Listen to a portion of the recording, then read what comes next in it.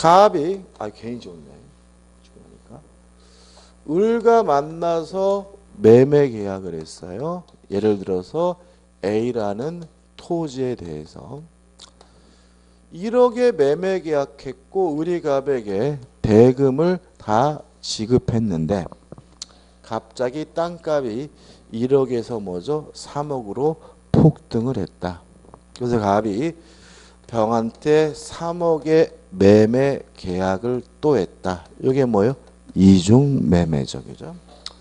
일단 이중 매매는 원칙적으로 유효합니다. 따라서 첫 번째 매매 계약도 유효하고요. 두 번째 매매 계약도 유효하니까 결국은 을과 병 중 아무나 먼저 등기한 사람이 뭘 갖게 되죠? 소유권을 갖게 되는 거죠. 따라서 만약에 병이 갑에게 3억 원을 지급했다는 이유로 갑이 병에게 이전 등기를 해줬다면 소유권은 누구한테 가는 거죠? 병. 다시 말하면 선등기자인 병이 소유권을 취득하게 되는 거죠. 근데 여기서 좀 생각해 볼 것은 뭐냐면 오히려 을이죠. 자, 지금 보시면 갑이 병에게 이전 등기를 해주면 등기를 못 해주게 됐죠. 그러면 매매 계약할 때는 등기해 줄 수 있었는데 못하게 됐으니까 뭐예요? 후발적 불능이고요. 갑이 지가 그랬죠? 고의죠. 그죠? 따라서 이게 뭐예요? 여기죠. 채무 불이행, 이행 불이행인 거죠. 그죠? 후발적 불능인데 갑에게 뭐가 있어요? 고의가 있으니까요. 따라서 을은 갑과의 매매 계약을 채무 불이행, 이행 불능을 이유로 뭐 없이요? 최고 없이 계약을 해제할 수가 있고요. 여기죠, 그죠? 최고 없이 해제하고 해제를 하게 되면 계약은 소급적으로 무효가 되니까 뭘 받습니까? 원상 회복을 받는데 항상 조심할 것은 채무 불이행을 이유로 해제한 후에 원상 회복할 것이 금전이면 반드시 뭘 붙이죠? 이자를 붙인다. 연 5%죠. 그 다음 별도로 또 뭐 또 청구합니까? 손해배상도 청구하게 되는데 해제에서 요 손해배상은 무슨 이익배상이냐면 이행이익배상이죠. 따라서 갑이 을에게 정상적으로 이행했으면 을이 2억을 벌 수 있었죠. 그죠? 그러니까 을은 1억에다가 이자 붙여서 원상회복차 안에서 받고 또 2억은 뭐죠? 손해배상조를 받으니까 결과적으로 갑이 병한테 3억에 팔았다 하더라도 돈은 다 누가 가져가요? 을이 가져가죠. 그뿐만 아니라 갑은 뭐도 받습니까? 형사처벌 배임죄를 처벌받는 거죠. 그래서 우리가 이중매매 원칙적으로 유효하다는 말은 이중매매를 해도 된다는 말이 아니라 어떤 형태든 책임을 져야 된다는 의미에서 뭐예요? 유효한 거죠. 어떻게 책임을 져요? 등기해 준 사람에게는 소유권을 넘겨줌으로써 책임을 지고요. 등기를 못 해준 사람에게는 이행불능, 채무불이행 책임을 져야 된다는 의미에서 이중매매는 뭐한 거죠? 유효한 거다. 꼭 기억해 두셔야 되고요. 다만 이것이 예외적으로 무효가 되는 경우도 있죠. 언제냐면 제2매수인이 아는 것을 넘어가지고 뭐하면요? 적극 가담했다면 이때는 반사회적 법률에서 뭐가 됩니까? 무효가 됩니다. 그래서 원칙적으로 유효하다는 말은 결국은 제2매수인이 두 번째 산 사람이 선이든 악이든 뭐하다는 얘기죠? 유효하다는 얘기죠. 이것이 반사회적이라는 이유로 무효가 되려면 제2매수인이 어떻게 돼요? 적극 가담해야 된다는 얘기죠. 자, 그럼 생각해 보죠. 병이 갑의 배신행위에 뭘 했냐면 적극 가담을 했으면 이제 갑과 병 간의 매매 계약은 반사회적에서 무효고요. 매매가 무효면 무엇도 무효가 돼요? 등기도 무효가 되니까 소유권은 누구에게 있는 거죠? 갑에게 있는 거죠. 그죠? 그렇지만 갑은 병의 등기에 대해서 말소를 청구할 수는 없습니다. 왜냐하면 불법 원인급여죠. 갑이 병에게 해준 것은 뭐가 됩니까? 불법 원인급여가 되기 때문에 갑 스스로가 의뢰 등기에 대해서 말소해달라고 뭐 할 수는 없어요? 청구할 수는 없는 거죠.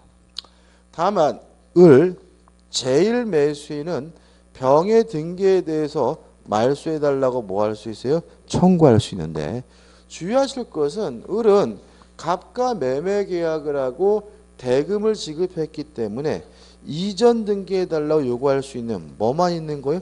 채권만 있는 상태고요. 채권은 특정된 사람에게만 주장할 수 있는 상대권이죠. 누구한테만요? 갑한테만. 따라서 을이 병한테 직접 등기를 말소해달라고 청구할 수는 없고 어떻게 해요? 갑을 대의해서 병의 등기에 대해서 말소를 청구하게 된다는 것까지 기억해 두시면 되겠죠. 끝입니다. 그 다음에 넘겨보시면 판례도 같은 취지니까 한번 좀 보시기 바라고요. 162페이지 보시면 3 해가지고 이중매매와 유사한 법률관계가 나와요. 무엇일까요? 이중매매와. 이게 두 가지가 더 있어요. 두 가지가. 자, 이런 얘기입니다. 보시면 첫째는 명의신탁에서요. 명의수탁자의 처분행위입니다. 요것에 대해서는 이중매매와 똑같아요. 보시면 명의신탁이 뭐죠? 이름 빌리기로 하는 계약을 말해요. 이름을 빌리기로 하는 계약. 예를 들어서 갑이라는 사람이 A라는 토지를 가지고 있는데 갑자기 장관에 지명이 됐어요. 그럼 장관 지명되면 뭘 해야 돼요? 청문회 나가야죠. 청문회 나가면 땅 많아도 걸리잖아요. 당신 그때 회석이죠. 그래서 땅을 숨기고 해서 친구와 을과 만나서 치맥 한잔하면서 네 이름 좀 빌려다오. 이게 뭐죠? 명의신탁 약정이죠. 이렇게 이름을 빌리기로 약정을 하고요. 갑이 을에게 등기를 해주면 요 갑을 우리가 뭐라 그러냐면 명의신탁자라고 하고 을을 명의수탁자라고 합니다. 물론 이런 것들은 법에 의해서 금지되고 있기 때문에 약정도 무효고 등기도 무효예요. 그죠? 근데 을이 자기 앞에 등기된 것을 기하로 병한테 팔아먹고 정한테 이전 등기를 해주면 요 병은 이중매매와 마찬가지로 선악불문하고 소유권을 취득합니다. 아는 것을 넘어가서 뭐하면요?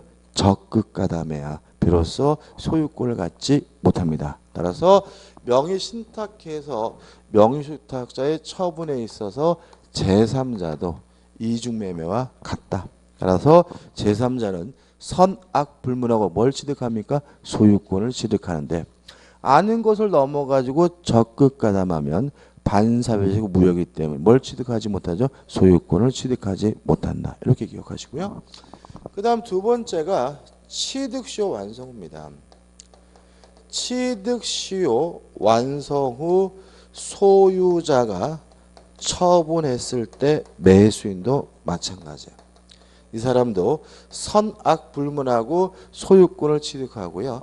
다만 아는 것을 넘어가지고 뭐하면요? 적극가담하면 소유권이 없어요. 자, 이런 문제입니다. 등기는 갑이 하고 있고요. 점유는 을이 하고 있어요. 이런 상태에서 20년이 되면 을에게 소유권이 생기는 것은 아니고요. 이전 등기해달라 요구할 수 있는 뭐예요? 등기 청구권만 생기는데 21년 됐을 때 갑이 병에게 팔아먹고 병에게 이전 등기를 해줬어요.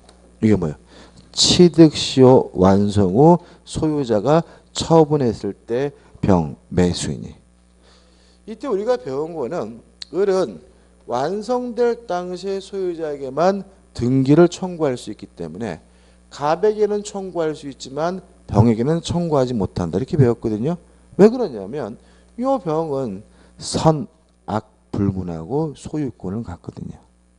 다만 아는 것을 넘어서 뭐하면요?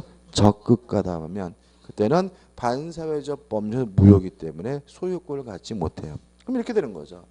병이 만약에 선악불문하고 이미 뭘 취득했어요? 소유권을 취득했다면 갑을 대의해서도 등기를 청구할 수도 없고요. 병한테도 직접 등기해달라 청구할 수는 없는 거죠.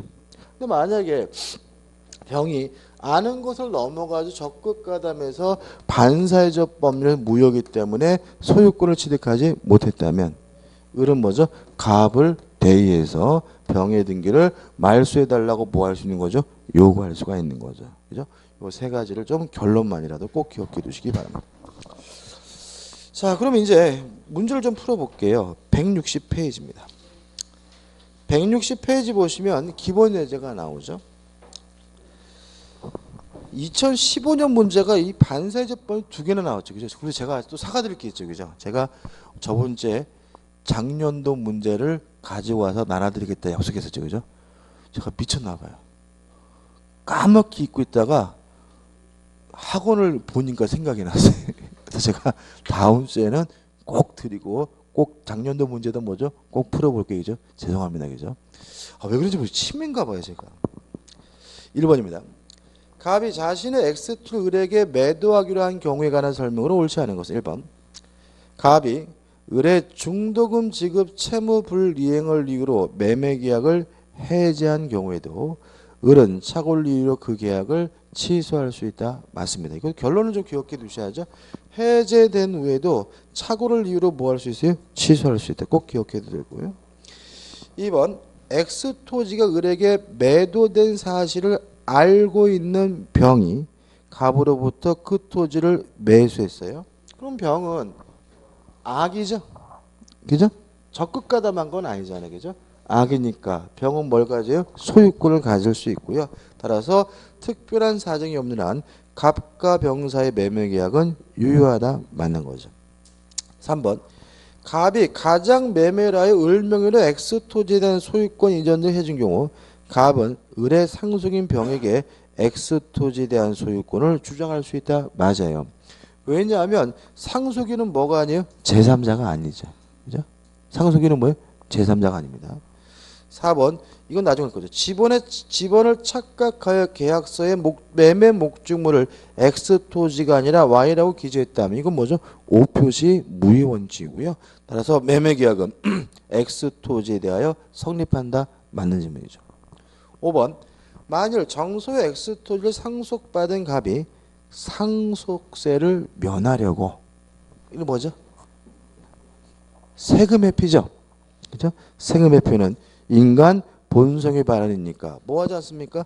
반사회적이지 않으므로 정명의로 을과 매매 계약을 체결하였다면 그 계약은 반사회 질서의 법률행위로서 무효이다. X. 답은 뭐죠? 5번이죠. 2번도 비슷합니다. 그죠? 반사회적 법률에 해당하여 무효인 것을 모두 고른 것은 기억 도박 자금에 제공할 목적으로 금전을 불려줬다. 도박 반사회적이죠. 니은번 어떤 일이 있어도 이혼하지 않겠다는 각서 이혼할 수 있는 자유를 제한하니까 뭐죠? 반사회적이고요. 디귿번 해외 연수 근로자가 귀국 후 일정 기간 근무하지 않으면 그 소유 용비를 배상하기로 한 약정. 문제 없죠? 반사회적이지 않고. 리을번 반사회적 행위에 의하여 조성된 재산이 이른바 비자금을 수국적으로 은닉하기 위하여 임차한 경우도 이것도 뭐죠? 인간 본성의 발현이니까 뭐 하지 않습니까? 반사회적이지 않죠. 미음번 행정기관에 진정서를 제출하여 상대방의 궁제 빠뜨린 다음 이를 취하는 조건으로 거액의 급부를 제공받기로 한 약정. 물론 뭐죠? 반사회적이겠죠. 그죠? 답은 뭐죠? 2번이고요. 요 진정서는 좀 조심하셔야 돼요. 이게 뭐냐면 일단 우리가 강박과 반사회적 법률에는 엄격하게 구별하는 게 판례 입장이에요. 다시 말하면 강박을 당했으면 강박을 이유로 뭐 할 수 있어요? 취소할 수 있지만 그 자체가 뭐인 것은 아니에요? 반사회적인 것은 아니죠. 이거 아시죠? 그죠? 근데 이게 가만 보면 강박 아니에요? 행정기관에 진정서를 제출해 상대방이 궁지에 빠뜨렸다. 야, 돈 안 주면 나 이거 뭐 이거 어쩔 거야. 그죠? 강박처럼 보이잖아요. 그죠? 그래서 이게 조심할 게 뭐냐면 이렇게 됩니다. 진정서나 허위 기사도 마찬가지. 신문 기사. 요 문제에 대해서 만약에 제출 전이라면 이건 강박으로 가요. 제출 후면요 반사회적인 것으로 가요. 차이점 아시겠어요? 자, 이런 얘기입니다. 제가요 공무원의 비리를 고발하는 진정서를 가지고 나타났어요. 제출 전입니다. 만나가지고 너 이 자식아 돈 안 주면 나 이거 제출할 거야? 이랬으면 뭐가 돼요? 강박에 의한 의사표시. 요 지문처럼 제출했어요. 제출하고 나서 네가 돈 주면 뭐 취하겠다. 이러면 뭐가 돼요? 반사회적 법률. 차이점 아시겠죠, 그죠? 그죠? 그다음에 제가 사이비 기자예요. 기사를 작성해 가지고 돈 안 주면 나 이 기사 보도할 거야라고 했다면 뭐가 돼요? 강박에 의한 의사표시. 이미 보도를 해놓고 돈 주면 내가 정정 기사 써줄 거야. 그럼 뭐요? 반사회적. 이렇게 되는 거니까 좀 하나 좀 주의하시기 바랍니다. 자, 좀 쉬었다가 이제 163페이지 불공정한 법률을 보도록 하겠습니다.